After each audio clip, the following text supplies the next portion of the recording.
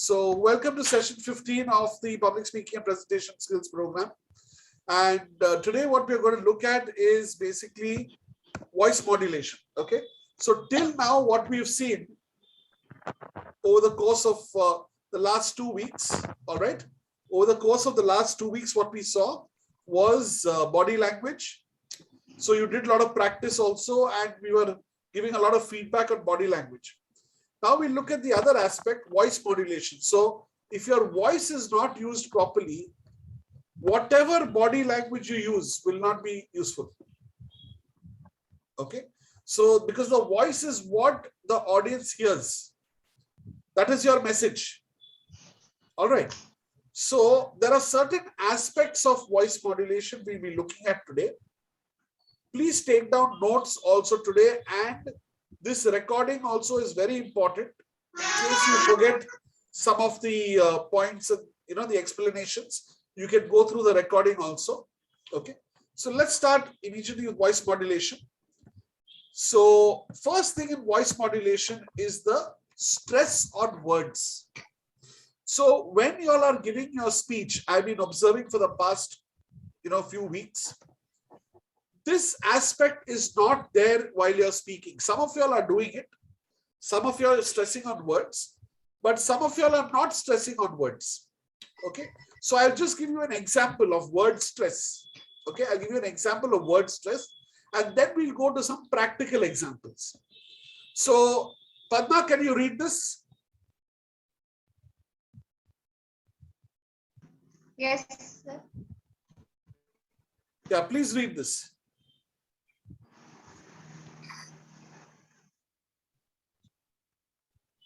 Sally said, yeah. Yes. Sally says she shares on the seashore every Sunday. Every Sunday. Every Sunday morning. Okay. Sally sells seashells on the seashore every Sunday morning. Okay. Now, there are multiple ways we can stress keywords in this sentence. And every word here is a keyword. Okay. So let's look at the first keyword, which is Sally. So I'm stressing now, hear me out. Okay. I'm stressing on the keyword. Sally sells seashells on the seashore every Sunday morning. Now, when I stress on the word Sally, what does it mean? You are trying to give importance to Sally. Yes. So I am talking about the person called Sally. So the way I'm stressing is Sally. I'm putting a stress on that word Sally, which does not mean any other name. It means only Sally. Okay. Yeah. Good evening, Shailaja. Okay. So I am giving a stress only on Sally. Sally sells seashells on the seashore every Sunday morning. Okay. Now let's look at another example. Sally sells seashells on the seashore every Sunday morning. So what am I trying to say when I say Sally sells seashells on the seashore every Sunday morning? What does this mean? Yeah. You are trying. Yes, Mukesh? Sir, here you are trying to stress the word cells. What does it mean? Means I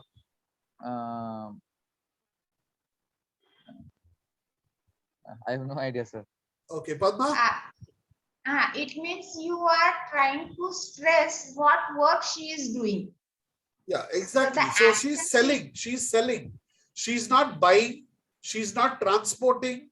She's not storing. No, it's a verb. It's an action. So I'm stressing that action. Sally sells seashells on the seashore every Sunday morning. Okay. Sally sells. So I'm putting a stress on the word sells. Okay. Now the next example. Sally sells seashells. Okay. Sally sells seashells on the seashore every Sunday morning. So here, what does this mean?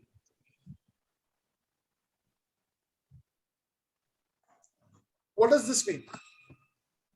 Sir, here you are stressing, giving stress the object, sir, the things. Correct. So I am talking about the seashells. She can be selling baskets. She can be selling fishes. A lot of things she can be selling. But when we say Sally sells seashells on the seashore, we are making it very particular to the audience that she's selling seashells. Okay. All right. Now, next one. Try the next one. Sally sells seashells on the seashore every Sunday morning. So what does this mean? Good evening, Amit. Good evening, sir. Good evening. Good evening. Yeah. So what does this mean? Sally sells seashells on the seashore every Sunday morning. Anyone? What does this mean? You are stressing upon where she is doing that. Where she's doing it. Yes. So I have not said it can be she's selling next to the seashore. Okay. Or before the seashore or after the seashore. But I'm saying Sally sells seashells on the seashore. So I'm stressing on the word on the seashore. Okay. Now let's look at another example. Sally sells seashells on the seashore.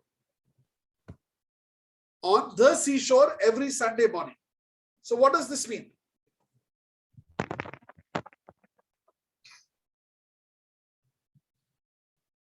On the seashore, what does this mean?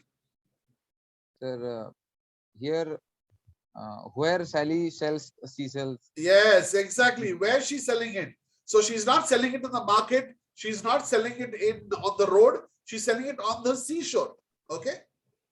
So just by changing the stress of a particular word, you are able to bring out the meaning of the sentence more clearly. Then, Sally sells seashells on the seashore every Sunday morning. What does this mean?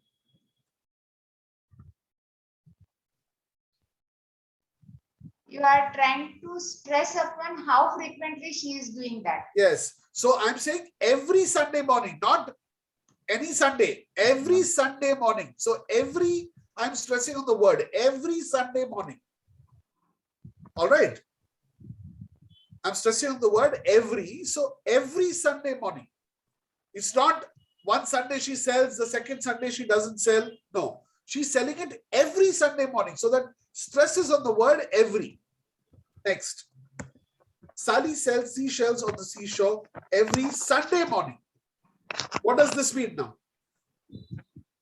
Exactly on Sunday, sir, not Exactly Monday on or Sunday, not Monday, Tuesday, Wednesday, Thursday. Exactly on Sunday she sells. Okay. And last one. Sally sells Sally sells seashells on the seashore every Sunday morning. What does that mean? Sir, here it represents the time. And, The time. the Correct. time, exactly morning, not evening or afternoon or noon. Afternoon, exactly. Only in the morning. Okay. So now, why voice modulation is important is because when you speak, if you're not going to stress on the word, then what will happen is the audience will not understand the importance of what you are trying to say. Okay. The audience will not understand that importance.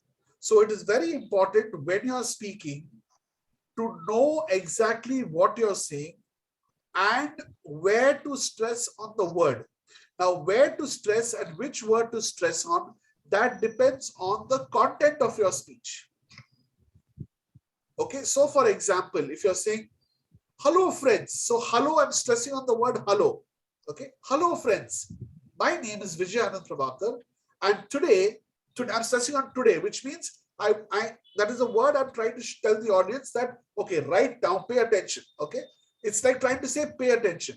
So today I'm going to tell you all about, then I discuss the topic, whatever the topic is, I tell them about the topic. Okay, so you have to practice this stressing on keywords. So you have to choose those keywords in your speech. That is where the practice comes. So practice is not just memorizing the speech. So see, to write down a speech, once you know how to prepare content, you can write down the speech. Okay. You can memorize the speech completely, mug up the speech and go deliver the speech. Yeah, good evening, Harsh. Good evening, sir. Yeah, good evening. So you can memorize the speech, you can go talk in front of an audience. But if you're not using good body language and if you're not speaking the way that it attracts the audience will not take away much from your speech. Okay. So this is just an example I've given you of word stress. Now I will show you practically. So we have 4 speakers here. So these are like who submitted. I could put more in the frame. So if you have submitted in your video and it's not there, don't worry about it. So these are 4 speakers: Shailaja, Amit, Nelson, and Mukesh. Okay. So I've just taken parts of your speech, around 30 seconds of your speech I have taken just to give an example. So Harsh, Shailaja, who's here, if your speech is not there, just try to learn from the examples that I'm giving. Okay. So the first example is Shailaja. It's a 30-second speech. Let's listen to this. Hello everyone, good afternoon. Do you believe in miracles? Okay. What could you hear that? Yes, Yes, sir. sir. So what did she say? Do you believe in miracle? Okay. So now I'm going to play that again. Okay. Hear it again. All right. Padma, are you there? Yes, sir. Okay. Now hear it again. Everyone, good afternoon. Do you believe in miracles? Okay. So she's saying, do you believe in miracles? Okay. Now, there are 2 ways of saying this. Do you believe in miracles? So now she's asking a question to the audience. And when you ask a question, that is any kind of question to the audience, it has to have a question kind of tone. So do you believe in miracles? Okay. So the stress is in the word you. Or the stress can be, do you believe in miracles? So there your voice goes slightly up. Now here what you've done, Padma, is your voice is constant. Hear it. Do you believe in miracles? Yes, I do believe in miracles. Since Okay, when so I have now- come in this So now, yes, so that excitement should be there. So whenever I tell you about enthusiasm, excitement, it also has to come from your voice. When it comes through your voice, it will come on your face. So that is why I didn't talk about voice for so many days. I only spoke about facial expressions. So now when you say yes, that smile and that enthusiasm has to come on your face. So let's go from start. good afternoon. So when you start, Padma, you have a beautiful smile. Okay. Now see when you're saying, Do you believe in miracles? Yes, I do believe in miracles. Since so let me ask you, Padma, if you're believing in miracles, would you be happy? Yes. So was your expression happy? No.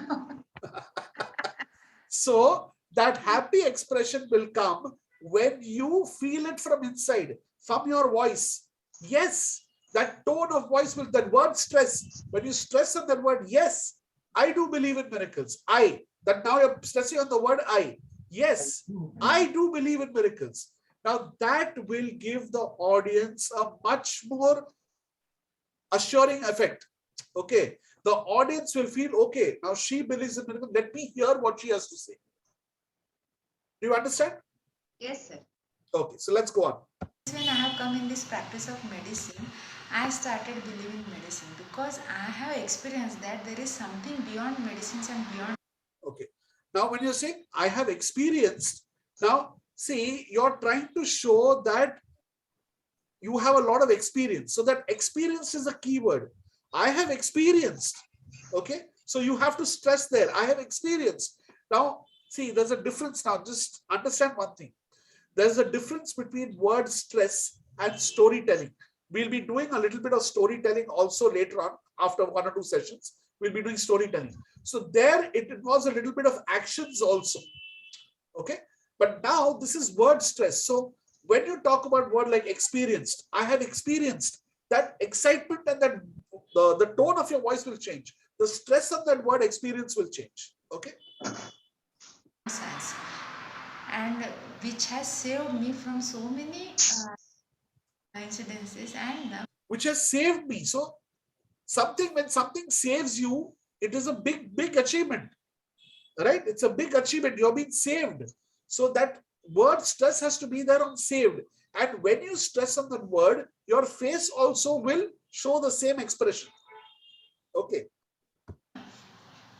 And which has saved my patience also. One such experience I am going to share with you. And 14 years We back, should one patient. speak 1 minute. slow. Okay. So now we'll come. Okay. So Padma, did you understand this? Yes, sir. Huh? So next Yes. time, everyone else also look at Padma's video and try to understand the areas or the points where she has to change her stress on the words. So just by giving little bit of stress on keywords, you can change the entire way you speak. Okay? Yes. Just by giving a little bit of stress. And there's a keywords like saved. Saved is a very big word. Experienced is a very big word. You, I, these are all keywords. Okay? Okay. Amit, let's look at your 30-second clip. Hello everyone. Good Sorry. This next is Amit, sorry. We should speak slow. Number 2, we should move slow. Amit, are you there? Amit? Sir, I'm here. Yeah. So you're saying we should move slow. So when you stress on the word, we is an important word. We should move slow. Okay. The stress should be on the word we. All right. Next. afternoon. Again, sorry. So by doing so, we feel the confidence, because when we are anxious, we Okay. So we should feel the confidence. So when you say the word confidence, the stress should be on the word confidence. We should feel confident, because when we are anxious, so that word again stresses on the word anxious. When we are anxious, so now when you stress on that word anxious, the audience also is trying to understand why you are anxious or why you become anxious. Okay. end up speaking fast, and by So if you're anxious, you end up speaking fast. So fast is another word you can stress on. All right. So the idea is to grab the attention of the audience. All right. So when you say, so if you're not confident, so I'm stressing on the word confident. If you're not confident, so not confident is my stress. Okay. If you're not confident, you will become anxious. And as a result, okay, what did you say this one? Yeah. end up speaking fast. Fast, And by okay. speaking fast, we make Forgiveness mistakes. requires One. love. Okay. We'll go back to that, Amit. Anxious, we end up speaking fast, and by Yeah. So if you're not confident, you will be anxious. And as a result, you will end up speaking fast. So I'm stressing on the word fast. Now, these words are going to register in the audience's mind. When you put stress on those words, it's going to register in the audience's mind. Okay. Let's continue. speaking fast, we make mistakes. Secondly, we start moving our heads, our body, like something like that. Sometimes we Okay. So now we start moving our hands. So we start moving our hands. So moving is a keyword. Okay. So you need to figure out what are those keywords where you're going to use these stress words or the stresses. Because if you don't use stress on the words, the speech sounds very dull, flat. Okay. So this stress has to be used, but this needs to be practiced. This stress needs to be practiced. So even when you hear me speaking, for me, it comes naturally. And I'm not saying I'm perfect. Even I can stress on a lot more words, but I don't sometimes. So this stress on the words will come naturally sometimes. Okay. But it needs a little bit of practice. we Okay. should speak slow. Okay. So I am not commenting on the way you're speaking. It's just the voice, body language we've already seen. So what mistakes you've been making in body language, you need to start correcting them. Now, after today, you need to include the voice part also along with your body language. Okay. Now, let's look at Nelson.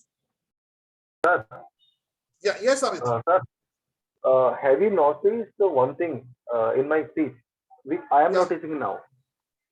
Sir, I can I- notice that the kind of speech which I am giving in this video has no energy. I mean, Yeah, I I have know. shown no energy in his speech. That is because there is no excitement in the voice. The moment you put the stress on the words, okay, and I'm going to come to tone also. After this, we are going to be talking about tone. All right. Mhm. So once you use that in your voice, automatically your body language will change. Now, for example, I'll give you a small example. Amit, have you or any of you, have you got into a fight? Got into? Yes, sir. Have you got Fight, into a fight. fight? Have you ever had a fight before? A fight? Yes, yes, sir. Long back ago, not now. I don't Yeah, remember long back exactly ago. when Yes, it took yes. place. Okay, so when you get into a fight, what happens? Your voice raises. Yes, sir. So when your voice raises, your hands and body also acts accordingly. Okay? You cannot stand still and shout. You cannot stand still and get angry. Your body will move as the way you speak. So if you're saying, okay, I'll give you a small example now. If you say, I don't like what you're doing, okay? I'm just quietly, calmly saying, I don't like what you're doing. But the moment I say, I don't like what you're doing, automatically my body starts reacting. Now, this is a human tendency. We cannot change it. Unless you have so much control that you're shouting and remaining calm, it's very difficult. Okay. So the same way when you're speaking, when you start stressing on words, okay, and this comes through practice. Huh? This is only through practice. There is no magic here. It is only through practice. And the stress on the word depends on two things. One is the kind of content that you're using, and the second is what message you want to send to the audience. So, for example, Padma would say about miracles. Have you had any miracles in life? Okay. So, that is asking a question. So, there she's changing the stress on the word, either on you or miracles. So, same way with you, Amit. Okay. If you get too anxious, you will speak very fast. Okay. So, fast again and anxious. So, you need to choose where you want to stress. Okay. Now, let's look at Nelson's audio. And courage. And what I if just started again. you want to forgive? So forgiveness requires love and courage. And what if you want to forgive someone who is a perceived enemy or someone who criticizes you and you feel bad about him? Okay. So here, I would say the stress is at about 50%. There could have been more stress. Okay. Perceived enemy, perceived the stress could be there. Okay. Love, courage, it can be more stress can be given on those words. He's giving us stress, but it can be little more. Then you need lots of courage. Okay. So here, now hear this very carefully. You need lots of courage. So he's given a beautiful stress on the word lots. Now, did you see that? Everyone saw that? The words lots, the stress that Nelson is given? Yes, sir. So I'll play it again. You just see it again, okay? Then you need lots of courage. You need to let go. Now, are you understanding? You need to let go. So that is the stress on the word. Let go. Lots of courage, lots. Okay. So now, do you understand how this stress is to be given? Yes, sir. Yes, sir. Yeah. Let's continue. All the feelings which you have, all the bad feelings which you have for the other person. Exactly. That needs a lot of. Okay. So Little bit improvement can be there, but let's go or lots of courage. Very good, voice modulation and very good stress was given there. Okay, Mukesh, let's look at Mukesh's now. I came to know that there are different posts for teachers. Okay, so Mukesh, when you're saying, I came to know that there are different posts for teachers, but when you say it like this, I came to know that there were different posts for teachers. So when you say different and you stress on that word different, it means that there are many. When you just say there are different posts for teachers, it's like another word you're saying. Okay? Yes, sir. Different posts for teacher had been published in the newspaper, and I went to a Xerox center and I brought all the advertisements, forms, etc. with me. Okay. So here, I bought all the advertisement forms. So all, when you say I bought all the advertisement forms, it doesn't give the number of forms you bought. But I bought all the advertisement forms. Okay. I bought all the advertisement forms. I read out all the instructions for applying, and I applied as a TZT PCM post in Kalahandi Circle. Okay, so now what you have applied for, you need to stress on that. Otherwise, people will not understand. What was that? What did you apply for? Sir, TGT, trained graduate teacher. So that needs to be very clear. The stress needs to be. I applied for a TCT, a trained graduate teacher. Okay, so that stress has to be there on that word so that people understand what you're trying to say.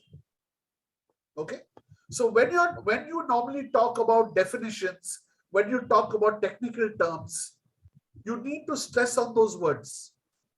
Besides all the other words that I've told you about stress, you need to stress on those words. Okay, so yeah, good evening, Nelson. Good evening. Good evening. Yeah, so we're just doing word stress as part of what's voice modulation. Okay, right. So this is how you need to now start practicing and trying to stress on keywords, which will make your speech more lively. It will make your speech more interesting. See, now when I'm saying more interesting, now why I'm stressing on that word interesting, it is coming natural to me. I'm not trying very hard. It's coming natural. When I'm saying more interesting, I want you to understand that that's a benefit. Okay? By using the word stress in the correct way, that is a benefit for you. Again, I've stressed on the keyword benefit. Now, this is supposed to register in your mind. So by me putting the stress on these keywords, it is supposed to register in your mind. Now, again, I put a key emphasis on register. Now, this is natural for me, but you need to start practicing this. Okay? Right? So now from now on, whichever video you do should be a combination of your body language as well as your voice modulation. Okay? One more thing I'd like to tell you is now going forward, whatever videos you send, so every day there's going to be a new topic. Whatever videos you send, pretend that there is an audience in front of you. So I think some of y'all who have sent your videos yesterday and day before yesterday missed out that point about the audience and were looking straight at the camera. So pretend there's an audience sitting in front of you and practice looking at the audience while you speak so that you develop that habit. Okay? We've already seen how to maintain eye contact. Yes. Any questions? Can you move our eyes, sir? Yeah, that's what I'm saying. So you need to pretend that there's an audience sitting in front of you. Okay? Don't look at the camera. You can look at the camera, obviously, if there's someone sitting. You pretend that there is a group of people sitting in front of you. Okay? Okay. If you can actually get a group of people sitting in front of you and give a talk, nothing like it. But if you cannot get a group of people sitting in front of you and, to hear you speak, then you can actually pretend that there are about 50 people in front of you. And so, for example, if you're talking, you can say, look this side, talk, look for 1 second to 3 seconds, look up and talk. Okay. So for example, if I'm giving a talk on, let's say what Amit spoke about just now. Okay. So if I lose confidence, what will happen is I might become anxious. And as a result of me becoming anxious, I might talk too fast. And if I talk too fast, my entire speech will go flat. So I'm looking around the audience. Okay. So pretend that there's an audience and try to interact, or not interact, but try to look at the audience, make eye contact with the audience. So most of y'all, in fact, all of y'all are now very comfortable in maintaining a good eye contact with the screen. Okay. So I don't see any of your eyes shifting except Mukesh a little bit. So you need to just focus on that. Okay. But today's feedback which I gave you. But rest of y'all are all good in terms of eye contact. Now try to look at the audience around you. Okay. Try to picture the audience around you. Okay. Now moving forward. Okay. The next thing we come to is filler or crutch words. So word stress. Any doubts regarding word stress? Any doubts? No. So now when you send your speeches, I will also be in the feedback telling you where you can stress more on the word, on which words, not all the words, but few words where you can stress more and where it will create an impact. Also, when you are practicing, just see the difference it makes by just stressing on few words, what difference it makes to your speech. In fact, what I will suggest is before you send me your video, take a video or record a video where you're speaking normally, and then record a video where you're stressing on the word, and just compare both videos and see what difference it is, or what is the difference in both the videos. And you will definitely, I'm 100% guaranteeing you, assuring you that you will see that the video where you stress on keywords is much better, both in terms of voice and body language as compared to the previous video. Okay. So please practice this. This is only practice. The more videos you send, okay, the more videos you send, the more feedback you get, the more you will improve. So please make it a point to keep sending your videos. Don't worry about mistakes. Mistakes are bound to happen. All right. So don't worry about mistakes. Just keep sending in your videos. You have other members also sending feedback. I am sending feedback for everybody. That's without a doubt. All right. But try to ensure that you put out your videos every single day. Okay. Now coming to fillers and crutch words. So fillers are words like, well, like, you see, you know. So, okay, these are common fillers which are used. The other ones are habitual fillers. Like, for example, everyone has a particular way of talking, and some words are more frequently said than other words. Okay. Now I just said okay, but that is for you to understand. I normally don't say that when speaking. All right. So now, all right. Again, now when you hear me, I am talking because I'm trying to understand whether you've understood what I'm saying. All right. Again, now it's unknowingly coming. Right. So these are fillers. Okay. Now let's see, why do we use fillers? The reasons to use fillers, and how we can overcome these fillers. So some of you have this problem of fillers. So please take these suggestions and try to follow these while practicing. So these fillers and crutch words can be removed, or you can overcome these only through practice when you are practicing. Okay. So the reason for these fillers, one of the causes is you are not convinced about your content. All right. So sometimes your content might not be well prepared. You might not be convinced of your preparation or the way you prepared the content. So there, you do not know exactly what to say. You're in two minds.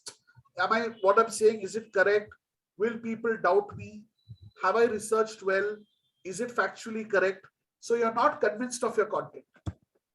Second is, there is no preparation at all. You've not prepared your content, and you're just trying to speak impromptu. Even in impromptu, there is a lot of preparation that goes. So for example, we have learned a couple of techniques, WSC technique, 5WH technique. These techniques will teach you how to keep preparing. how to keep practicing. So when there's no preparation, you tend to use fillers. Also, no practice. So when you don't practice, you tend to use fillers when you don't know what to say. Sometimes if you're telling lies, also there's a chance or a possibility of using fillers when you're not sure of what you have to say. Then speech issues. So you might have genuine speech issues. Stammering might be one, or you might have a lisp, talking with a lisp. So there are different speech issues. So for some of these speech issues, we have solutions. Otherwise, what we normally do is if you have really serious, none of you all have speech issues, but when you have serious speech issues, you can see a therapist. Then nervousness, anxiety, nervousness is another reason why people use fillers. Also, it could be boredom. So sometimes, and this has happened to me. So personally, not recently, but in the past, where I have spoken and I've got bored. While speaking itself, I've got bored. Because I've said the same thing over and over and over and over again, then I get bored. So after that, actually, it was a learning for me many years back. This was in 2006, 7, 8. So I used to do a same kind of speech for a lot of institutions. Okay, it was the same typical speech and very boring for me. And after a while, I got really bored with the speech and I was not saying it properly. Then I realized that I have to keep changing my examples, my supporting content, the hook line, all that I have to keep changing. So when you keep changing it, what happens is it brings some freshness into the speech. You cannot tell the same thing over and over again. Okay. So boredom is another reason for fillers and crutches, and lack of knowledge when you're not aware of the content. Okay. Now, how do we get over these fillers? How do we overcome these fillers? One is self-awareness. So you have to be aware of the fillers that you're using. So whenever you record a speech on your video or an audio, one of the two, look for the fillers. Okay.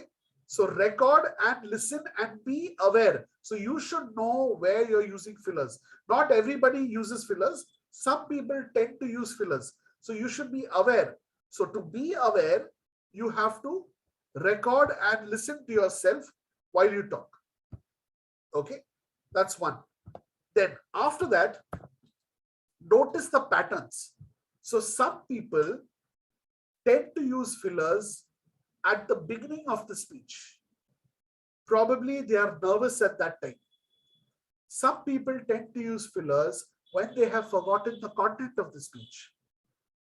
Some people tend to use fillers when they don't know how to transition from one point to another. Okay, so there are different reasons of using fillers. So you have to see your pattern. So if you've sent videos now in the past, just look and see where all you've used fillers. Is it in the beginning, or are you using it continuously throughout the speech? So now think and see, was it because you forgot, or was it because you didn't practice, or was it you didn't know your content?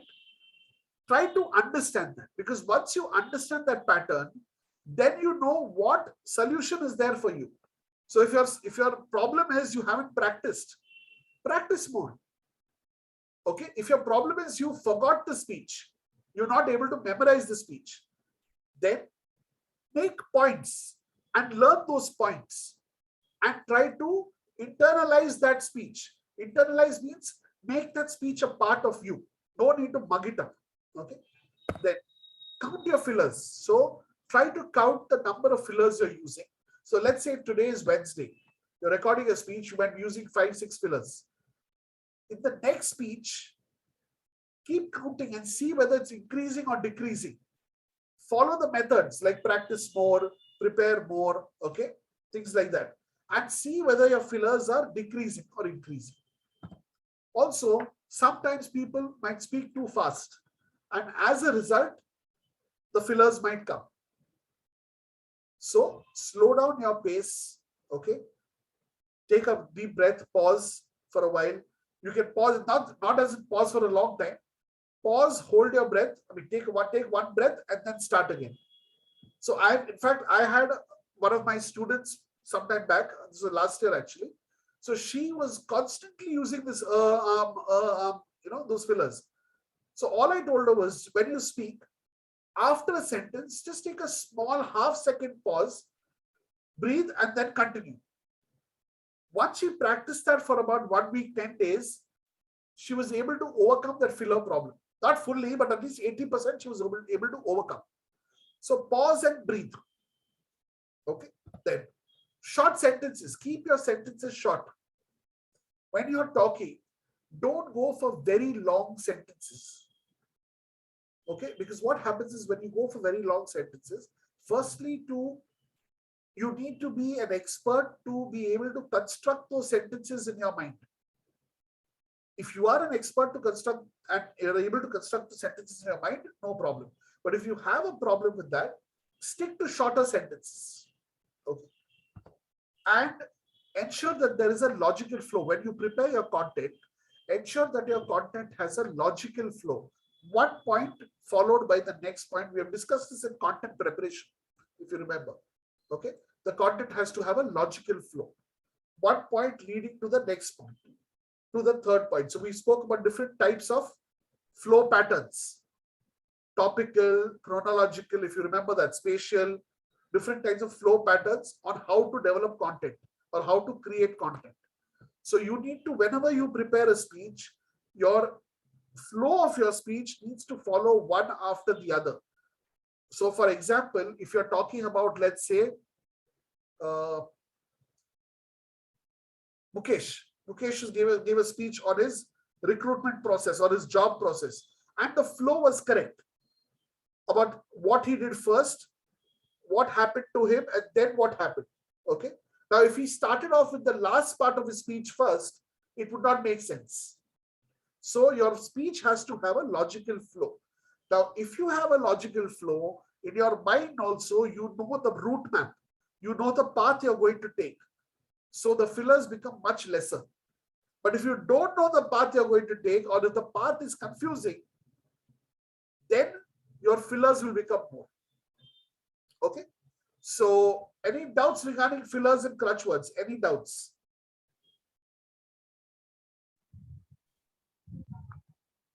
No, sir. Anyone? Any doubts? Why is it called crutch words? Crutch words. Okay. So crutch words are basically words. It's fillers. See, fillers is what is used in between the words to fill up that gap. Crutch words are which you rely on, which you depend on. Okay, okay. So, for example, now a person who cannot walk will have crutches, right? Right. So, crutch words are what we fall back on. There are safety words like those are all safety words for us. When we don't know what to say, we rely on those words. Yeah, I sometimes use actually. In the beginning, I used Yes. to, yeah, actually. Correct. So actually is a crutch word. It's a filler. It's a filler crutch word. Okay. Or a crutch word. So instead of actually, okay, you can remove that from your speech. See, there's sometimes you might use filler words, but when it becomes too frequent, that becomes a problem. Once in a while using it is not an issue at all. So if you're saying once or twice, it's okay, no problem. But if you continuously keep using it, then it becomes a problem. Okay. So even if you're saying actually, if you're saying actually for every second or third point, then that's a problem. But if you're saying it once or twice, no issue at all. Okay. So this is another thing in voice which you need to understand about filler words. Okay. Next, the speech rate. How fast versus how slow you speak. Now, everyone has a particular rate of speech at which they speak. Okay. So for everyone, it is different. It is not the same for everyone. But when you are delivering a speech or speaking in public, there is a particular speed you need to speak. Okay. So one is not too fast and not too slow. So what is this normal speed? Let's look at what is a normal speed. So anything below 120 words per minute. Okay. Now, before I continue, this is only speaking, no audience interaction or no demonstration or no visual representation like PPT, nothing of that sort. This is only you talking in front of the camera or in front of an audience without any other aids or without any other activities that you're conducting. It's only you speaking. Okay. Now, a slow rate of speech is less than 120 words per minute. A normal rate of speech is 120 to 160 words per minute. And a fast rate of speech is 160 and above words per minute. Okay. Now, when you are kind of speaking, or when you speak or give a speech, try to calculate the number of words you're using per minute.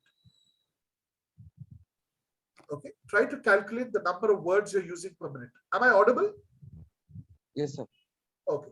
So try to calculate the number of words you're using per minute. Now, what happens when you're too slow?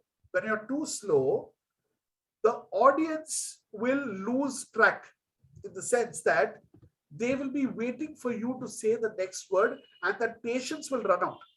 Okay. There won't be a flow in your voice. So try to see how many words you're using per minute. Normal speech 120 to 160. Now, I personally, I speak at about 160. I've checked my speech. I speak at about 160. 160 to 165 is what I speak. Okay. And sometimes I do feel I'm going fast, so I try to slow down or make it a little bit slower.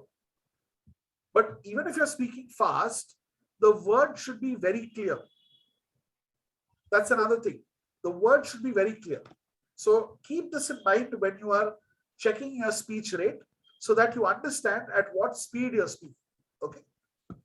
Now, to increase speed, decrease speed, and to monitor your speed, what do you need to do?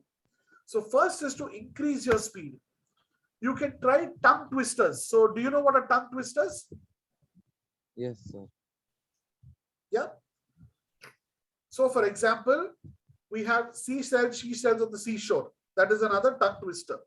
Okay. Or you have so many different types of tongue twisters. So you Google tongue twisters, you'll get a lot of tongue twisters. So what happens in tongue twisters is the more you practice, you're supposed to go faster and faster and faster. Okay. So you can't say she sells seashells on the seashore. Now that is a slow version.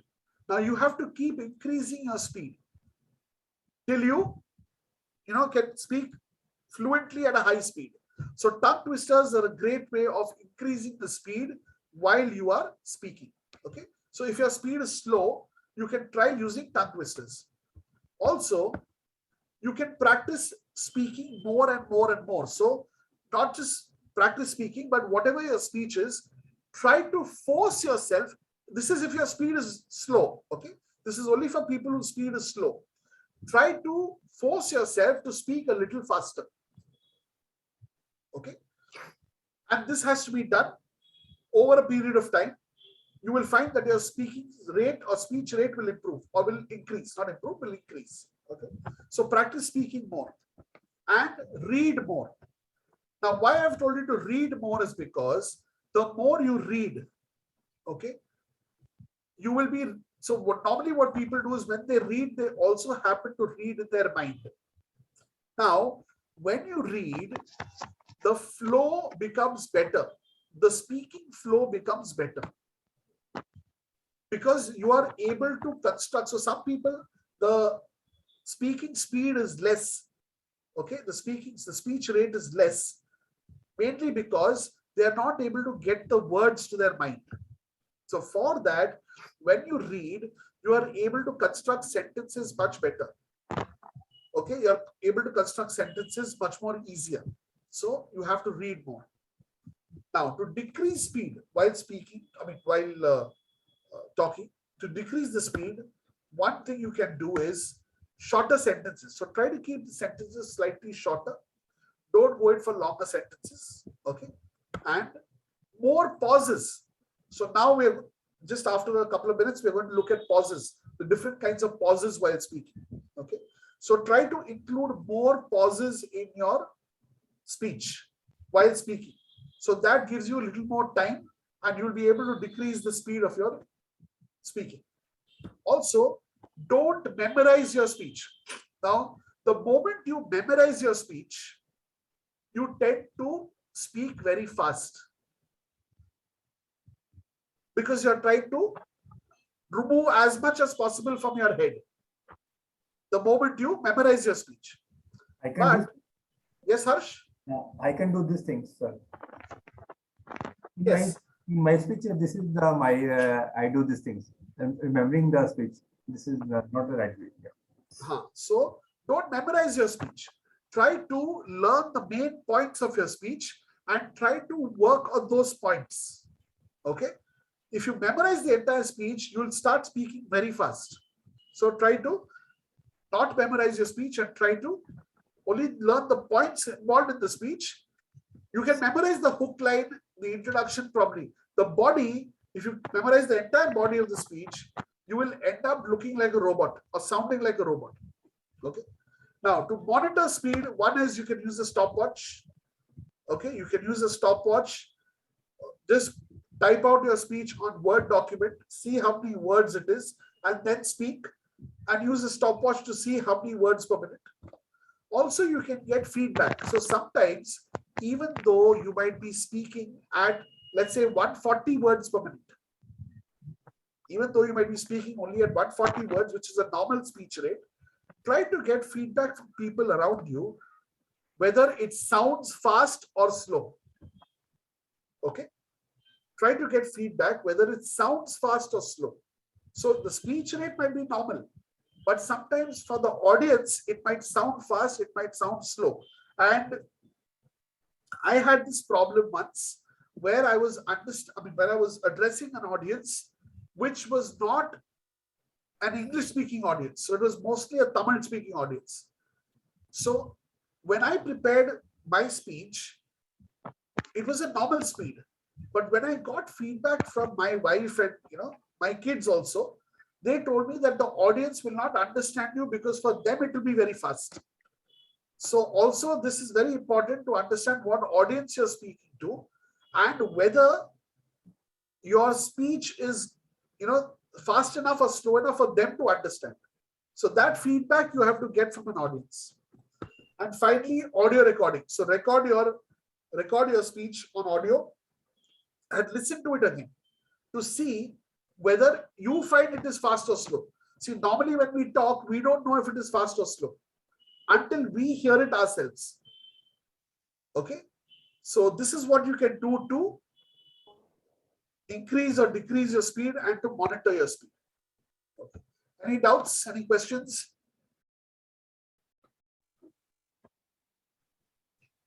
Any doubts? Okay. Right. Now let's go to one of the most important things while speaking, which is the pause. Okay.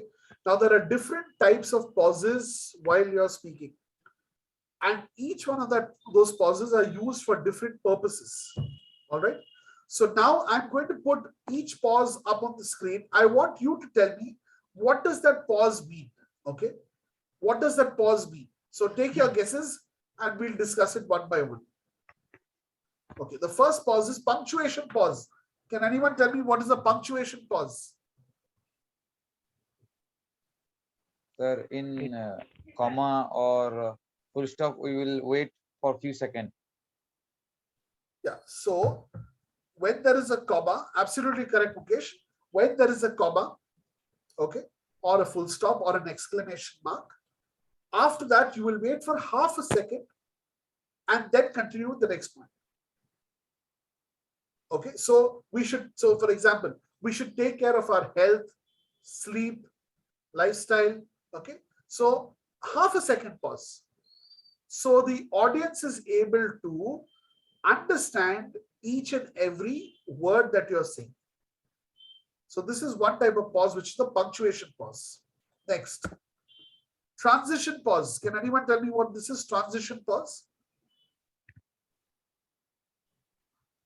Transition from one idea to another, or from one paragraph to another paragraph. Yes, one paragraph to another paragraph, one section to another section. When you're transitioning from the hook line to the introduction, introduction to the body, body to the conclusion. That is a transition.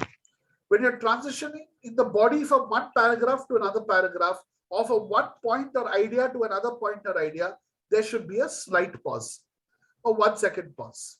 Okay. Then sensory pause. Can someone tell me what is a sensory pause?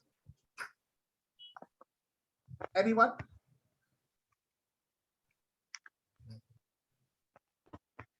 Okay. Anyone can guess sensory pause? Nelson, you're a medical person. Padma, medical person. Maybe like when we are talking to the audience and when we are eye contact, when we pause the motion and movement along with that. Okay, what are the 5 senses? Sir, eye, Visual, nose, No. ear, tactile. tongue, and skin. Okay, so touch, sound, sight, smell, and Visual. hearing, correct? Taste, okay. So sometimes you might tell your audience, okay, to visualize a particular smell or to think about a particular sound, okay, or to think about the taste of a particular food. So whenever you're trying to tell your audience about a particularly sensory function, give them a pause for them to actually visualize it. So for example, if let's say you're doing a speech, let's say on any topic, and you're telling the audience, so do you remember what it was like 10 years ago when the first rains used to hit, or the first rains, the smell, the beautiful aroma and smell of the mud? The audience needs to visualize that sensory feeling. So there you need to give a slight pause, 1 to 2 second pause. Okay. This is called a sensory pause for the audience to visualize that sensory experience, what they've had in the past. Okay. So this is, again, this depends on your content. This is punctuation and transition pause is common. Sensory pause depends on the content. If your content is related to some sensory statements or sensory lines. Okay. Then suspense pause. Can anyone tell me what is the suspense pause? Again, it depends on the storyline, I suppose, and you create a story, a suspense is there, and then you pause for the audience to imagine it or react to it. Correct. So suspense pause is also called a dramatic pause. Okay. Suspense or a dramatic pause. Now, in the dramatic pause or suspense pause, you have told the audience something and you have the answer. The audience doesn't have the answer. You have the answer, but you're just pausing for the audience to try to figure it out. Okay, you're trying to pause for the audience to try to figure it out. That is a suspense pause. Okay, that is a suspense pause. So for example, when you're talking about, let's say, someone has, done something like, or do you know the ill effects? So the ill effects of smoking. So you're telling a story about some person who was smoking and what happened. So at the climax, you stop. And the audience is trying to figure out what happened. That is the time you pause. So this can be even 2 to 3 seconds pause, suspense pause. Okay. Suspense pause can be there. Then reflective pause. Can anyone tell me what is a reflective pause?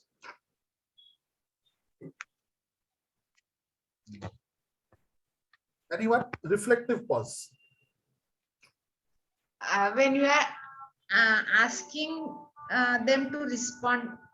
Yes, very good. So when you tell the audience, I would like you to take a while to think about what life would be after 20 years. So here, the reflective pause is when you want the audience to think about what you're saying. Sensory pause is when you want them to visualize and feel the senses. Reflective pause is when you want them to think about what you're saying. Okay, so they reflect upon that particular point or that particular question that you've asked them. They reflect on that. So that is a reflective pause. Okay, that is a reflective pause. So this also is about 2 seconds, 2 to 3 seconds. You can have a reflective pause for the audience to think about what you're saying. Then we have the emphasis pause. So can someone tell me what is this emphasis pause? Anyone? Emphasis pause. Yeah, it will be emphasizing a statement. Yeah, so when you put a stress or emphasis on a keyword, especially when it is a technical word. So for example, Mukesh had spoken about TCT. Training, what is it, Mukesh? You are talking about T? The TGT. Or T, what is the full form? Trained Graduate Teacher. TGT, okay. Yes. So Mukesh is saying TGT. So he was preparing for the exam called TGT, Trained Graduate Teacher. So now he's emphasizing on that particular word. After that, if you pause, the audience will be able to absorb that knowledge. If you suddenly go on to the next statement, the TGT, Trained Graduate Teacher, will go off from the audience's mind. They will not even register it. Okay. So certain keywords, you have to put emphasis on what you want the audience to remember. And especially these are technical words or words that are difficult to understand, things like that. Okay. Emphasis pause. Then punchline pause. Quite simple. What is punchline pause?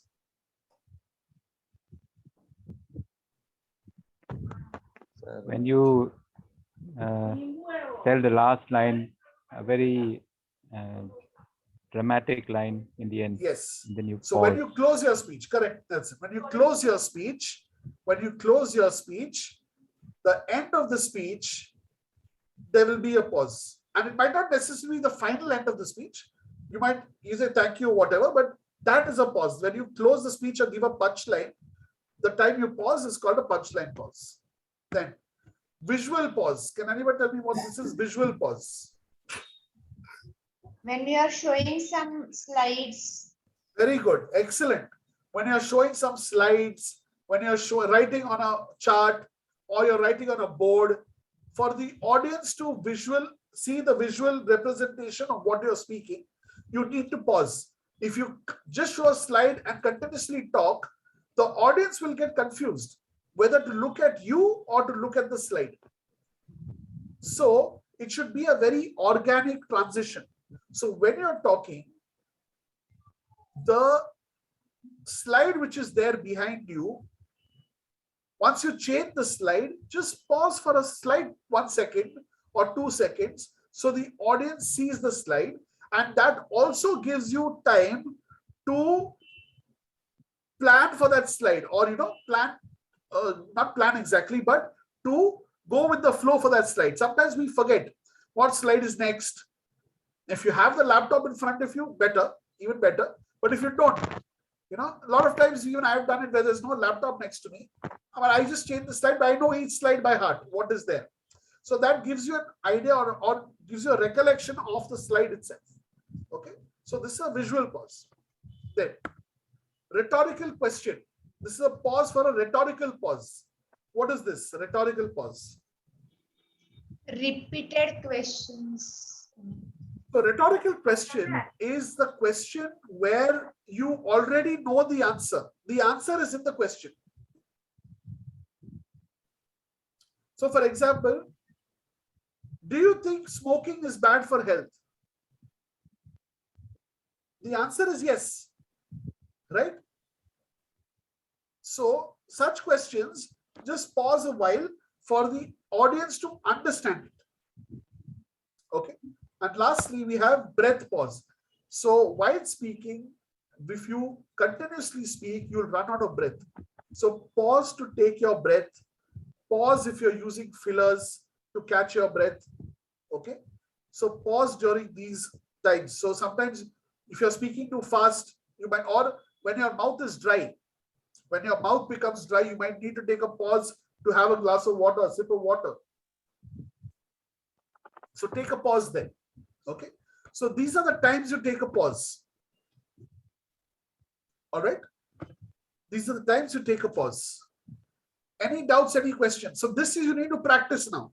When you're practicing your speech, punctuation, transition, pause is something that you will use. Okay. Breath pause is something that you will use. Now, the remaining part of it, sensory pause, suspense pause, reflective pause, emphasis pause, punchline pause, rhetorical question pause, is all based on your content. Now, if your content requires you to pause, pause. But punctuation, transition, and breath pause is common for every speech. All right. And if you're doing a presentation, a visual pause is required. But the remaining depends on the kind of content that you're using. So I can't take it as a general principle. It is only on the content that you use. So when you speak now, I can look at hear the content or see the video and then tell you, okay, this is where you should have paused. It's easier for me to do that. All right. Yeah. Any doubts regarding the pause? Any doubts? How long can we give a pause? Maximum for punctuation pause, half a second. For transition pause, 1 second. Okay. For sensory pause, 2 to 3 seconds or 2 seconds. Suspense pause is the longest pause. Okay. Suspense pause is the longest pause that you will have. Also, there's another thing which I did not include here. Okay. Is about silence. Okay. Now, silence, I wanted to include it as into pause, but I've not included it in today's session. But you can just make a note of it. It is my oversight. I did not include silence. So silence is something which is a very long pause. Silence is a very long pause, probably around 7 to 10 seconds also. But that is only used when you are very, very confident of what you're saying, and only for certain kind of topics. You cannot use silence for every speech. So silence is normally used when the content is very emotional. Okay. When the content is very emotional, or if the content is very motivational or inspirational. But again, there's a bit of emotion attached to it.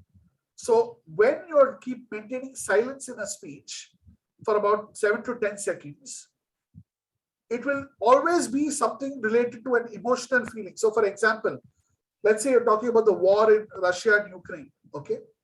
And I'm talking about, let's say, so I'll just give you a small 5 to 10 second line of what I'll say, then I'll keep the silence. Okay. So let's say I'm a journalist doing a broadcast of what is happening in Russia and Ukraine. So the war between Russia and Ukraine has been going on for 50 days now. And the Russians have been constantly invading different parts of Ukraine.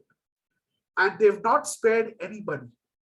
And just yesterday, we showed you visuals of bodies being burnt, blood lying all over the scene. Okay, there were babies, there were mothers, and worst, can you even imagine that they bombed a maternity home where newborn babies were coming out of the womb and lying dead on the street? Now, when I give a longer pause, do you feel a bigger effect? Yeah, very effective. So that is only for emotional content. When the content is really hard hitting.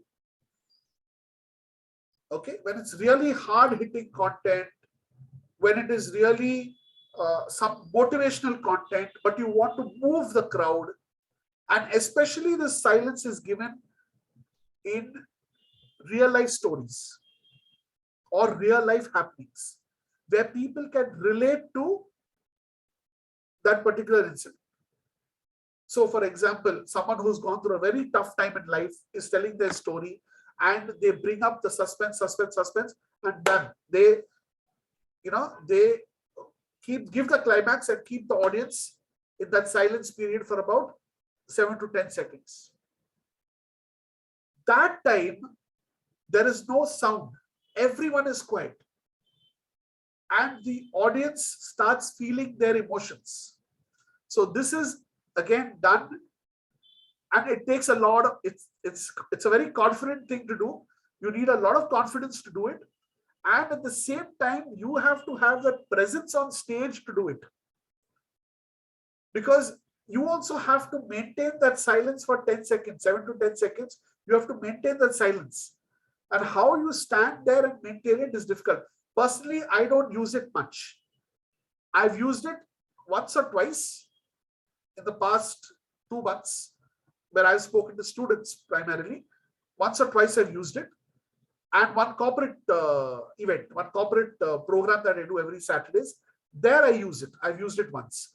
Okay, but besides that, I don't go into that silence zone at all, because it can be a little tricky. So even I'm not 100%, there to use it every time, but when it's required, I use it.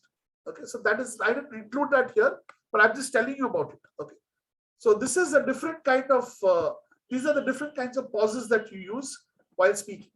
So now try to focus more on the punctuation pause, the transition pause, and the breath pause if you're running out of breath or you're using fillers. The other pauses, if it is part of your content, please use it.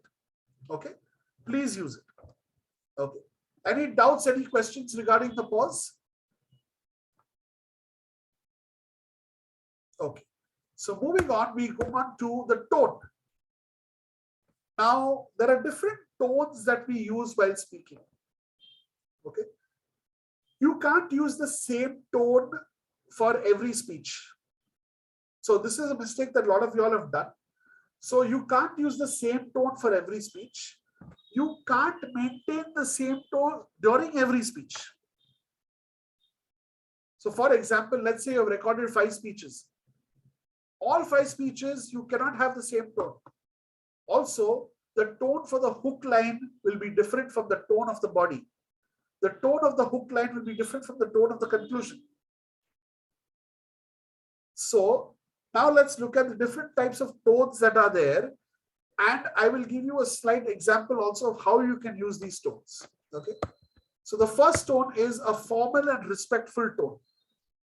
Now, this kind of tone is normally given when you are addressing a formal gathering or in an educational institution. Normally, I do this formal, this formal tone when there is a principal or someone seated in front of me.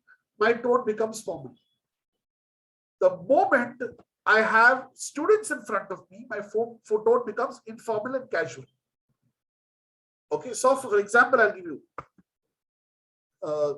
respected teachers, good morning, respected principal, members of the organization or members of the institution. Thank you for giving us this opportunity of coming and addressing your students about so-and-so topic. So it's a very formal tone. It's not stern or strict. It's respectful. You're showing respect. The content, so the content determines your tone. Remember that. The content determines your tone. Okay. Now, at the same time, as a casual or informal tone, when I'm talking to students, hello students, my name is Vijay Prabhakar and I'm here today to talk to you about something very important. Okay. Now here, my tone is more casual. I'm more relaxed. In the formal tone, I am more like an obedient kind of tone, or I'm more respectful. I'm more, focused on, even in an informative speech, sometimes you have to give a formal tone. Okay, depending on the audience also. So depending on the content, depending on your audience, you need to change your tone accordingly. Okay, then emotional tone. Now, certain times, especially during storytelling, especially when you're using a supporting content like stories, when you have to show emotions like sadness, emotions like anger, emotions like happiness, okay, there you have to change your tone. So for example, not only stories, let's talk about a particular topic. Let's say, for example, Padma's topic. Padma, are you there? Padma, are you there? Yes, sir. Yeah, can you just repeat, say a few lines about your topic on forgiveness?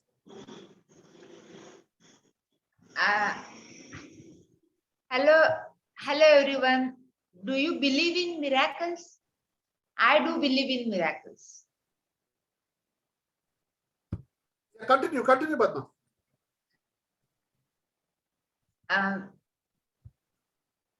For 14 years back, I experienced one. This is the Padma. Just hold on. This is the unforgettable incident, right? Yes. No, not about forgiveness. Forgive. Do you remember it? Okay. Or Nelson, do you remember your thing on forgiveness?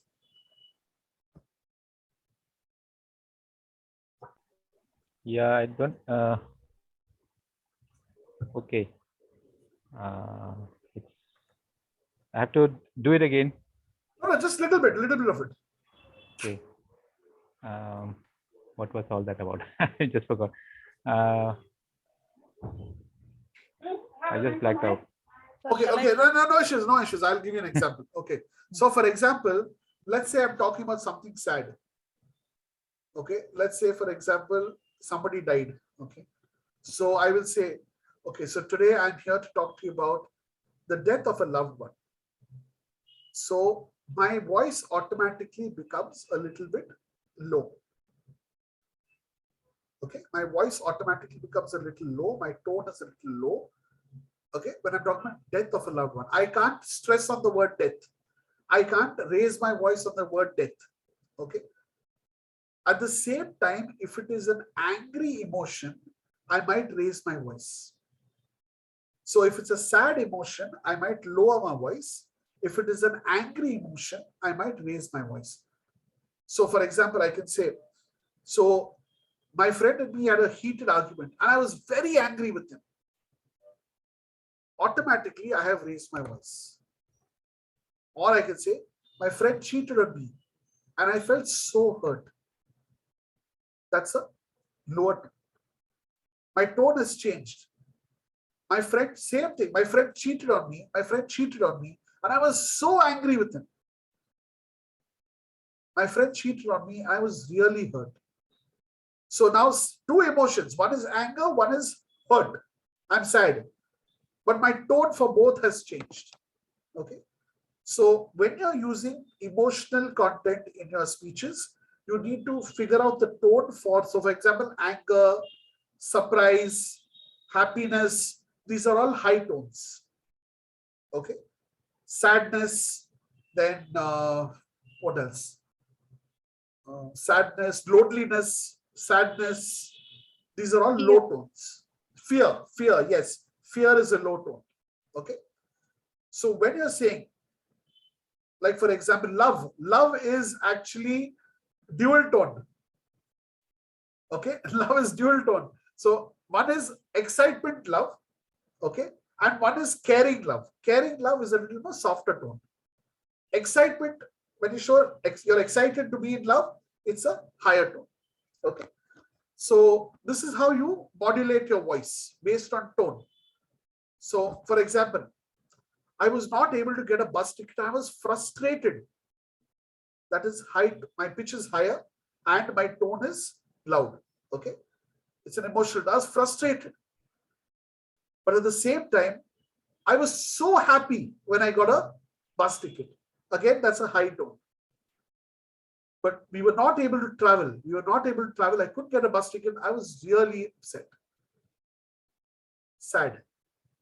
Okay. I was scared. I was scared to travel all alone. Soft tone. Do you understand the difference between in emotional tones, high and low? Yes, sir. So now this is what you need to incorporate in your speeches. And again, I'm telling you, this will take some practice, but don't worry, you'll get it. It's not, once you keep getting feedback, you'll know exactly where you have to incorporate these tones. Okay. Then next we have a serious tone. So a serious tone is when you are talking about something which is very important. So for example, in an informative speech, or let's say when you're demonstrating something or a product demo or something like that, It's a very serious environment, a very serious topic. So that, like, for example, right now, this is a serious tone that I'm talking about. And I mean business. I mean, since I want you to listen, I want you to focus. Even my gestures are showing that, like this. I want you to focus. So this is a serious tone. Okay. The difference between a formal and a respectful and a serious tone is a respectful tone or a formal tone is meant for that audience around you. A serious tone is usually used for the content that you want to deliver. Okay. Then, persuasive tone. So this persuasive tone is basically used in a persuasive speech when you want to convince something or someone to buy. So normally when you are using the call to action.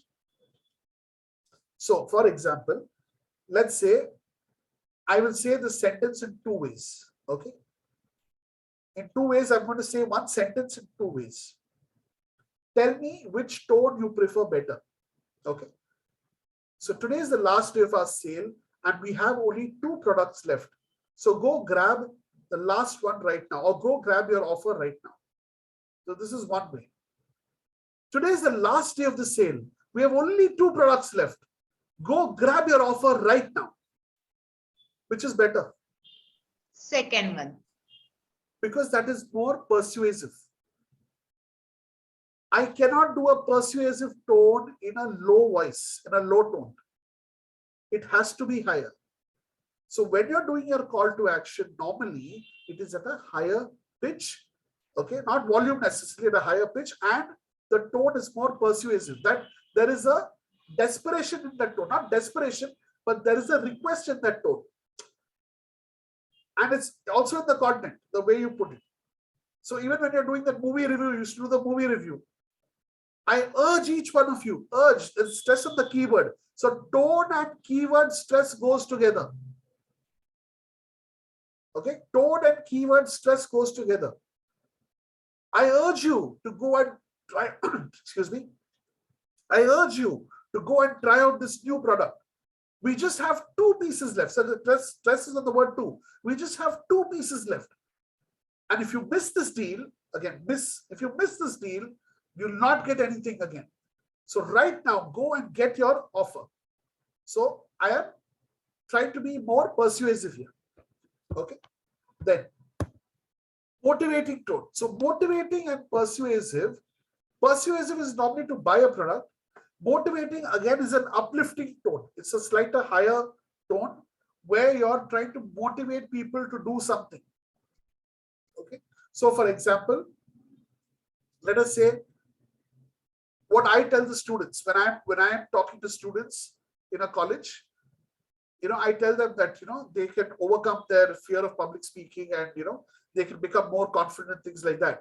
So what I tell them is that when you're speaking in front of a crowd, just imagine, okay, there's no one there. Just imagine you're there all alone and you're there to succeed. None of your friends will make fun of you ever again. So I am trying to motivate them. So my entire approach is to uplift them. My entire approach is to make them more powerful. That is my aim at motivating. So even in motivating, you have to raise your voice a little bit. Okay. Then humorous. Humorous is a funny tone. So you will have a smile on your face. Okay, you will laugh. You'll probably laugh along with the audience. You might crack a joke. All right. So that's a humorous tone. Then there's an assertive tone. So where do we use an assertive tone? When you want to emphasize something. That is a serious tone. So assertive tone normally is used when it is used at the audience actually. When you find that somebody is not behaving well or somebody is heckling you, okay, that time you use an assertive tone. It's not anger, it is more of a strict tone. Serious is different. Serious is when you're delivering your content. Okay, and the audience knows that you mean business. Assertive is more about handling the audience, the tone in which you handle the audience. That is an assertive tone. Okay, then we have conversational tone. So this tone is normally used when you're interacting with the audience. You can't have any of the other tones. So you can have an informal tone also, and you can have a conversational tone. That is when you're talking to the audience. So sometimes you might be doing a presentation and you might ask someone, so what is your name? He'll say, my name is Dilip. So Dilip, how many years have you been in this organization? Now that is a conversational tone. It is not any of the other tones. So when you're interacting with the audience, you will use a conversational tone. You cannot use any of the other tones when interacting with the audience. You have to use a conversational tone, which is a very calm, peaceful tone. It's not a exciting tone. It can be exciting if you're trying to motivate that individual person. So that is normally a tactic used by multi-level marketing companies. It is also used by a lot of trainers while training people, especially in motivational sessions, where they'll call out one person from the audience. Okay, they'll call out one person in the audience. So tell me, what is your name? You know, it's more of a assertive. That is also a little bit assertive. What is your name? So the guy will say, my name is Harsh. Okay, Harsh. How much money did you make last year? So Harsh will say, I made 1 crore rupees. Do you want to make 2 crore rupees next year? Okay. So now this is more assertive. All right. And then you're only talking to Harsh. The rest of the audience is watching you and Harsh having a conversation. And then you tell Harsh, so Harsh, what if I told you that within the next 5 minutes, okay, I will give you a blueprint where you can make 2 crore rupees. Will you be interested, Harsh? Harsh will say, yes, I'm interested. Right? Harsh? So you're having a conversation. It is assertive, and you know, it is also kind of motivating. And now Harsh wants to know, what is this all about? Okay. So this is a conversational tone that you have with the audience. And finally, there's an inquiring tone. So inquiring tone is nothing but a questioning tone. Would you like to know? See, my voice changes. Would you like to know how to become a millionaire in just 5 days? So this is an inquiring tone. So whenever you're asking a question, it needs to be in an inquiring tone, in a question. The voice needs to change. Would you like to know? I can't say the fear is the success. No, not the fear, what? Money is the root of all evil. I cannot say that in an inquiring tone. Would you like to know? So that tone has to come while you are asking a question. Okay. So these are the different kinds of tones which you need to be aware of while speaking. Now, what tone to use when will come only through practice. Only through practice and the feedback which is provided, you will understand if the tone is correct and the stress on the keywords are correct. Only when you keep speaking, because this is not some one size fits all. It is not one size fits all, that there is a standard formula. There is no standard formula. Everyone is different. The way you prepare content is different. The way you speak is different, right? So the more you speak, the more feedback can be given, and the more you can improve your tone, your stress on words, your pauses, your speech rate. Okay, all this can improve. Okay. Any doubts regarding the tone?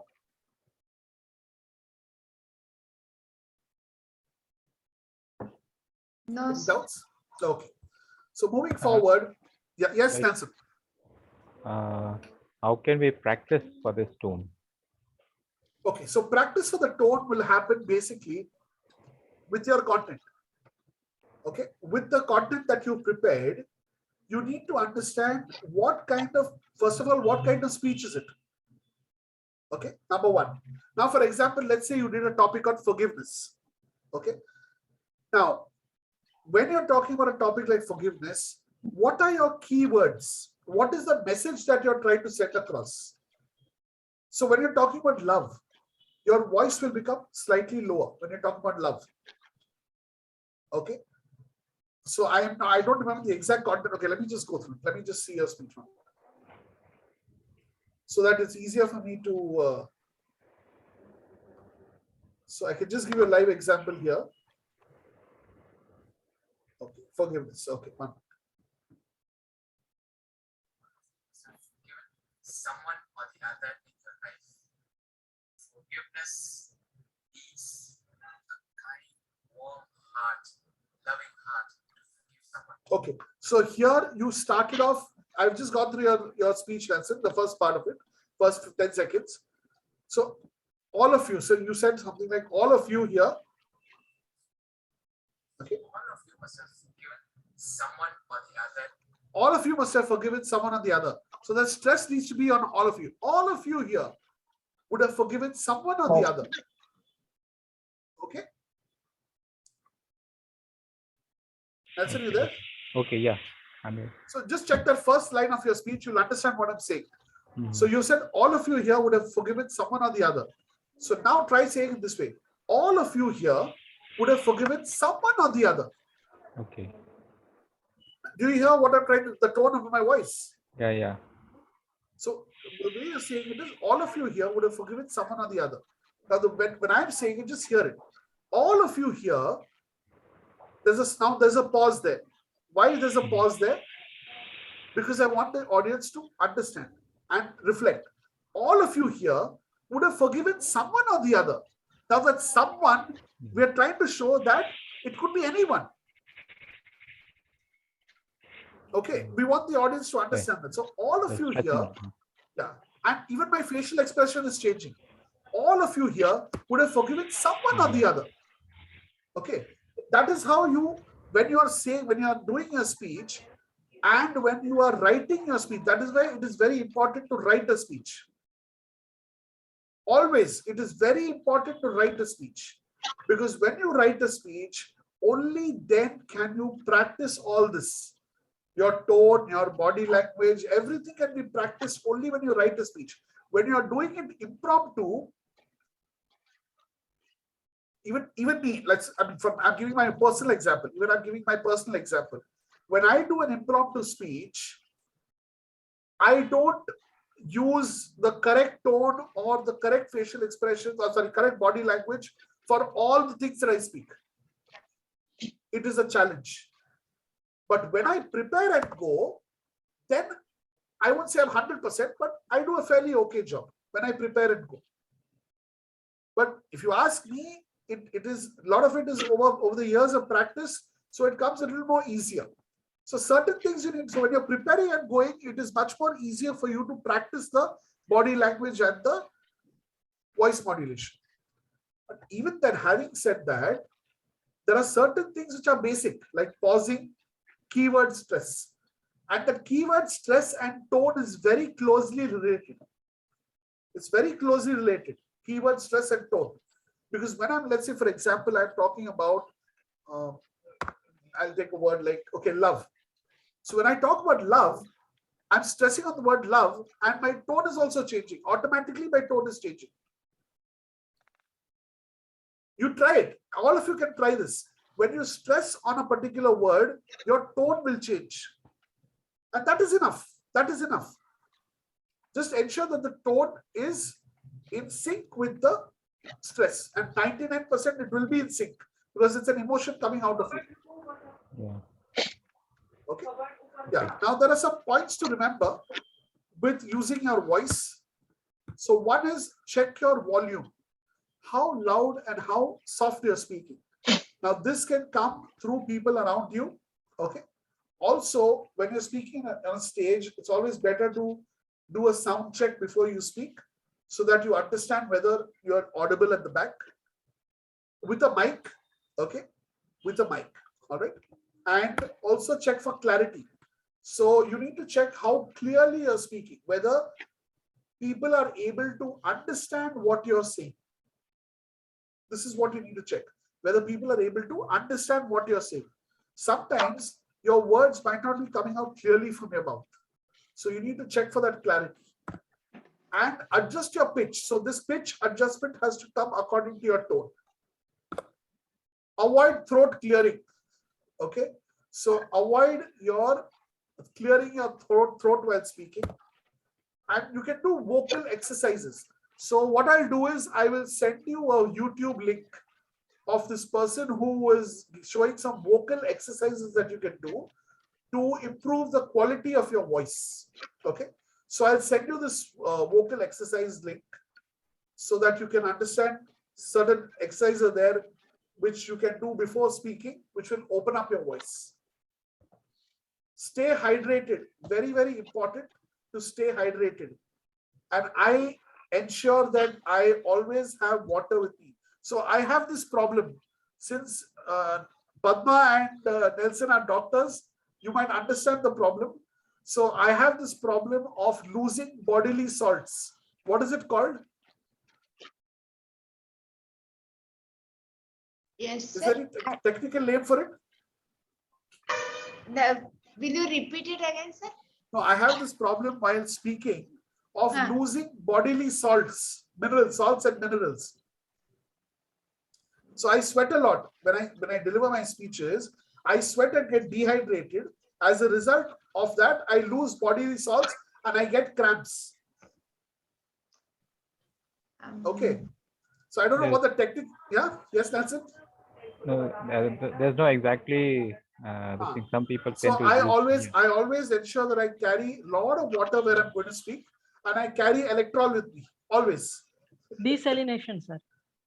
Okay. Oh, is it? Okay, I don't know. So I always carry electrol with me, and I carry water with me wherever I'm going, so that problem doesn't happen. Okay. So stay hydrated, and also avoid coffee and tea before speaking. It will dry out the mouth. Avoid sweets and sugar before speaking. It will dry out the mouth. Also avoid cold drinks and soda. So cold drinks and soda lead to anxiety. Okay. Cold drinks and soda leads to anxiety for some people. So avoid cold drinks and soda.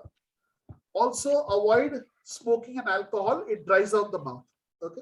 So these are points to remember while speaking, so that you stay hydrated. Your mouth is, you can talk easily. It doesn't get tired.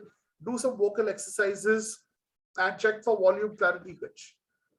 So this is our topic on voice modulation today. Any doubts, any questions that you have? So this needs to be practiced. Okay. This needs to be practiced as much as possible. So now on Sunday, we'll be doing only speaking. On Sunday, we'll be doing only speaking.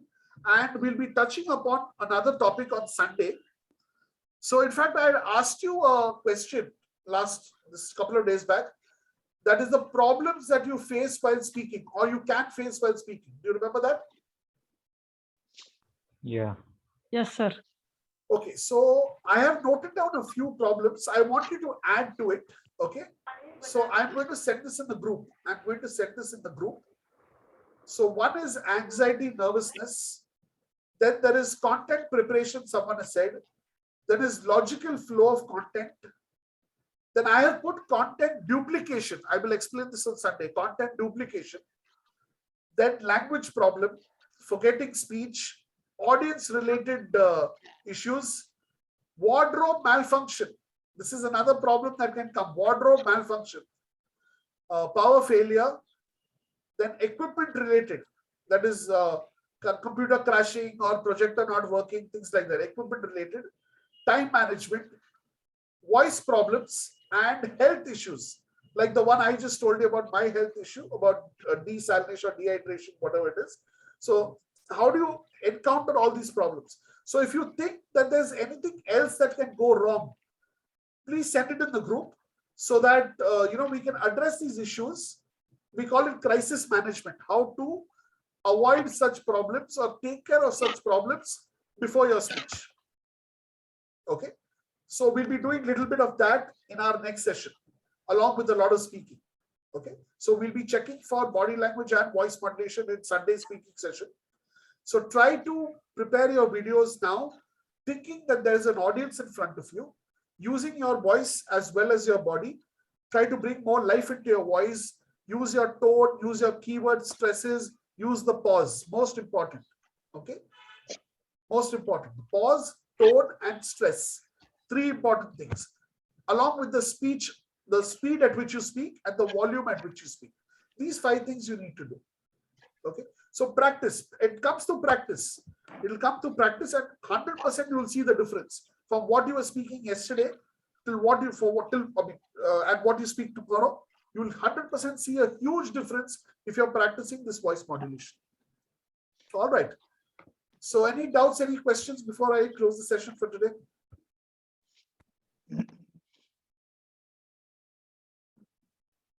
Any doubts? Padma, Shailaja, Nelson, Harsh? Sir, I have one question regarding when we talk any random topic. I have some firstly cannot do these things. But how to handle these things? Could you repeat your question about a random topic? Yes. Yeah. When there is a financial topic, I can easily handle the topic to deliver my speech. But when we take any other topic, I am not freely understand and go through in these particular topics. Okay. So are you talking about an impromptu speech or a prepared speech? Both. So prepared speech, it is easy to start preparing content because there is plenty of content available just by following the 5WH method. Okay. You can get it online. So whichever topic, now for example, I gave a topic on perseverance today. All you need to do is, what is perseverance? Why is perseverance important? What are the benefits of perseverance? Okay. Yeah. So this is your content. All right. Now, when it comes to an impromptu speech, the same principle has to be followed. But unfortunately, in an impromptu speech, you have nothing prepared. So it has to come from within. So if you ask me if you ask me about perseverance, okay. Now, right now I can tell you perseverance is a quality in an individual where he or she does not give up. They find a way to overcome all odds and reach their goal. Right? Now I've spoken about what is perseverance. Now, why should we be perseverant in life, or why should we follow perseverance? We should follow perseverance because to give up or to fail is not an option. Failure is never an option. Success is what we should strive for. And in order to be successful, we need to persevere. Okay. And how do we persevere? By not letting obstacles come in our path. By not listening to people who are trying to put us down. Okay? And the benefits of perseverance. So if we are perseverant in our life, one benefit immediately that we get is we are on the road to success. As compared to others, we'll reach there much faster. Okay? We don't know when we'll get success. But if we persevere, there will be a time that things will work out in our favor. Following the law of averages. Then I can explain the law of averages by giving an example. So that is my supporting content. Okay? So you have to remember that along with the points you're giving, the supporting content also has to be there. Now, I just followed the 3 points. What is perseverance? Why is it important? And what are the benefits? That's all. Okay. Okay. So these are the basic things. So any topic you can talk about if you just think of those questions in your mind. And the best way to practice this is by giving yourself topics every day to talk on. Okay, sir. By giving yourself topics. So for example, now you're sitting at home. Think of a topic. I want to talk about, the paint on my wall. The paint on my wall. I want to talk about paint. Talk about paint. What is paint? What colors of paint do I like? What shades of paint do I like? Okay, why did I paint my house? So you can give whatever topic you want to your mind, but keep giving yourself topics. The more you give yourself topics, 2 things will happen. The more ideas will be generated, number 1. Number 2, okay, is that the more you'll be able to generate more content. And 3, as you speak, the flow will improve. The flow of your voice will improve. Okay. All right. So keep giving yourself topics. See, I am giving you topics for feedback, where I see your body language, I hear your voice modulation and all that. But besides that, keep giving yourself feedback. That's why any impromptu speech, Okay, any impromptu speech, there has been a lot of preparation that has happened before. And this is the preparation I'm talking about. By following 5WH and by practicing it every day. Only then can you be ready for an impromptu speech. Okay, sir. Okay. Yes, sir. Okay then. Shall I'll see you on Sunday. Any other doubts? Any questions? How can we grade ourselves, like for this tone modulation and all this? Is there any method that I'm better than last time? 100%. I'll give you just repeat your speech that you said previously, and now practice your modulation with the pause and the keyword stresses, and you yourself will see the difference. There's no grading. You yourself will see the difference. Yeah. You have to record it and do it again. Just record and do it again. You yourself will see the difference. Okay. That's why I said earlier, always when you're practicing, practice one speech without any stress, without any, pauses, or without any tone changes. Practice one speech just like that. And then practice a speech using all the other things like pauses, tones, and stresses, and then see the difference. It's a huge difference. It will be a huge difference. Okay, thank you. Okay. All right then. So we meet on Sunday. Yes, Padma? No, sir, you were asking about that condition, no? It is called as hyperhidrosis. Okay, then I think I've got hyperhidrosis. It is not necessarily due to exercise or heat, but whenever you get excessive sweating and cramps because of heat, then it is called as heat cramps. Yeah, so that is what I have actually. So I always carry Electrol with me in my pouch, in my bag, with lots of water.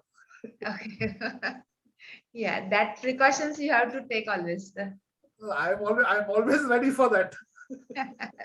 In fact, yesterday evening, I went for a walk yesterday evening and I was well hydrated. But in spite of that, it was so hot. I mean, Chennai is really hot right now. So in spite of that, I was kind of